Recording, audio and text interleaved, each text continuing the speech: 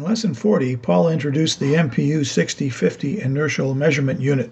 Paul provided a thorough explanation of how IMUs are built using micro-electromechanical systems technology. Those of you, like me, who want further explanation of MEMS might benefit from watching Episode 3 of Paul's 9-axis inertial measurement unit YouTube series. Granted, it's about a different IMU, but Paul's MEMS explanation still applies. There's a link to that extra explanation in the description below this video. The key takeaway message is that the IMU senses forces applied in the XYZ directions and converts those force readings into acceleration data. Paul also described the MicroPython code necessary to retrieve accelerometer data from the MPU-6050. Our assignment in Lesson 40 was to anticipate the value of z-axis acceleration data when the sensor was at rest. We were then expected to display the z-axis data and explain any differences between our expectations and reality. Picture the MPU-6050 lying untouched on a stationary horizontal surface. The artwork on the IMU helps us to establish the positive direction of the X, Y, and Z framework of the sensor. The sensor is stationary, so there's no force applied in the X or Y directions, but the IMU is subjected to the force of gravity. NASA's Spaceplace website says gravity is the force by which a planet or other body draws objects towards its center. So the Earth is pulling our MPU-6050 toward the center of the Earth. Given the size of the Earth compared to the MPU-6050 and the fact that the IMU is horizontal, we can assume that the force of gravity is acting perpendicular to the IMU, or along the z-axis.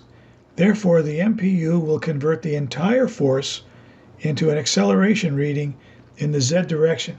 So we should expect the IMU to report the full value of the acceleration due to gravity, that is 1g, on the z-axis. But will it be plus 1g or minus 1g? Recall the proof mass that Paul described as being the heart of the accelerometer. It is suspended by springs over the IMU substrate. The force of gravity is pulling the proof mass and the substrate towards the center of the Earth. The substrate cannot move as it is built into the sensor and lying on the table, but the force of gravity can pull the proof mass down, compressing the springs and creating a positive z-axis acceleration reading. So a flat, stationary MPU-6050 should report approximately plus 1g as the z-axis acceleration. Let's see if it works that way. We start as usual with some imports. We import MPU-6050 because we're using the IMU. We import I2C and PIN so we can use the I2C interface. We import SSD 1306 I2C because we're going to be using the display. And we import time because we're going to be using sleep. We declare our I2C pins, create the I2C object and the MPU object. And in an endless while true loop, we capture and print the X, Y, and Z acceleration values. We pause for 1/10 of a second and do it all over again. Readability is improved by using F-string formatting, which forces a plus sign in front of any positive data and truncates the data to 3 decimal places. Below we can see the X, Y, and Z acceleration values collected from a stationary IMU.